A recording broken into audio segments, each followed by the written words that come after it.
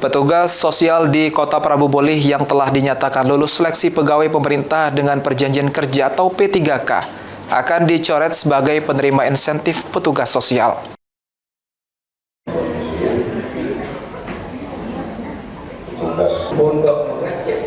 Pemerintah Kota Prabu Mulih memberikan insentif rutin kepada berbagai petugas sosial seperti guru ngaji, marbot masjid, dan juga petugas sosial lainnya. Namun kebijakan baru menyatakan bahwa nama petugas sosial yang telah dinyatakan lulus sebagai P3K akan dicoret dari daftar penerima insentif petugas sosial.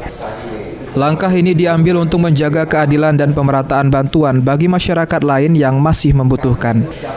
Kebijakan ini menegaskan komitmen pemerintah kota untuk memastikan tidak ada tumpah tindih insentif yang dapat menimbulkan ketimpangan. Baik itu RT misalnya, ada yang lulus P3K, kados lulus P3K, coret. Tinggal dia milih yang mana nak digawikannya. Berarti bakal kita data Cak ya? Seluruh Cak Buyur kan, termasuk yang lain-lain juga. Yang mana selama ini fiktif, kita benahi. Ya.